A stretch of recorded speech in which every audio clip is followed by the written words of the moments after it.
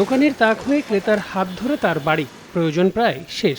এবার এক গুচ্ছ ময়লা নিজের ভেতরে নিয়ে তার জায়গা ভাগাড়ে। কারো কারো ভাগ্যে সেটাও জোটে না, জায়গা হয় শহরের নালায়, নর্দমায় বা শহরের পথে প্রান্তরে। পরবর্তীতে একটু বৃষ্টিতেই পানি প্রবাহের সকল পথ আটকে রাখা এসব পলিথিনে তলিয়ে যায় শহর। এর দায় আসলে কার? ঠিকঠাক পরিষ্কার না করার দায় যেমন দায়িত্বরত প্রতিষ্ঠানের আছে, তেমনি নাগরিকদের অসচেতনতাকেও সমানভাবে দায়ী করছেন নাগরিকরাই। পলিথিন একটা বলতে 10টা চা, যার 2টা এক্সট্রা দিয়ে দেন। আমি তো একটা পলিথিন না দেই, আমার কাছে কেউ মাল কিনবো না। কম দামে কিছু পাওয়া যায় অল্টারনেট, এটা খুঁজে বের করতে হবে। অবশ্য এর জন্য পলিথিনের সহজলভ্যতাকে দুষছেন অনেকে। এটা কোম্পানিটা বন্ধ করা পর্যন্ত দোকানদারে তারা বেচতেই থাকে। পলিথিন দরকার কি বাংলাদেশে? পরিবেশ যোগ্য যেগুলো আছে ওটা দিক, আমরা বাধ্য হই। নিজের বৈশিষ্ট্যের জেরে বাজার দখলে নিচ্ছে প্লাস্টিক পণ্য। এ ধরনের বহু পণ্যকে রিসাইকেল করা গেলেও পলিথিনের ব্যাপারে সেটা বেশ ব্যয়সাপেক্ষ। প্যাকেট খোলার পরেও ভেতরে আরও একটি প্লাস্টিকের টুকরো দেখা যাচ্ছে, যদিও বলা হচ্ছে যে এই যে প্লাস্টিকের টুকরোর মাধ্যমে এই ধরনের খাবারের লাইফ সাইকেলকে বাড়ানো হয়। তবে দেখতেই পাচ্ছেন কিভাবে ফাঙ্গাস পড়ে গেছে। তাহলে লাইফ সাইকেলকে আসলেই বাড়ানো গেল?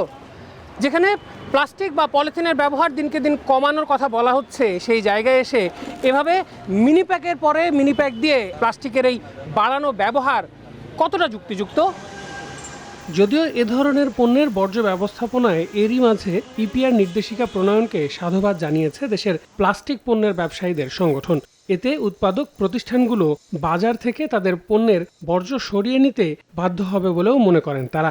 ইটস এ নিউ কনসেপ্ট, এটা হয়তো সময় লাগবে, but it is a very good initiative. এটার কোনো বিকল্প আসা নেই এখন পর্যন্ত। এটা এমন একটা পরিস্থিতি যেটা পুরোটা আমাদের হাতে না। দায়িত্বশীলদের সদিচ্ছা থাকলেই কেবল পলিথিনের বিকল্প বাজার তৈরি করা সম্ভব বলে মনে করেন এই পরিবেশবিদ।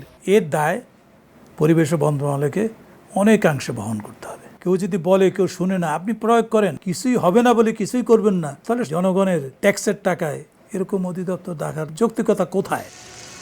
এ ধরনের ব্যাগের উৎপাদন বন্ধে সরকার তৎপর উল্লেখ করে পরিবেশ ও বন উপদেষ্টা বলছেন বিকল্প সমাজেই আছে, তাই নাগরিকদের তাদের বদঅভ্যাস দূর করার আহ্বান তার। আমাকে সরকার কেন বিকল্প দিল না এটা চিন্তা করলে তো হবে না। আপনাকে অভ্যাস করতে হবে বাসা থেকে ব্যাগ নিয়ে যাওয়ার। যেখানে আপনার বুড়িগঙ্গা নদীর নিচে 5 থেকে 7 ফিট আপনার হচ্ছে পলিথিন, সেখানে এটা শুনলে তো আমার হবে না। আমাকে আমার যে কাজটা সেটা করতেই হবে। 2002 সাল থেকে উৎপাদন নিষিদ্ধ হলেও তথ্য বলছে প্রতিদিন দেশের প্রায় 3000 কারখানায় 1,40,00,000 পলিথিন তৈরি হচ্ছে। আল আমিন তুষার, সময় সংবাদ, ঢাকা।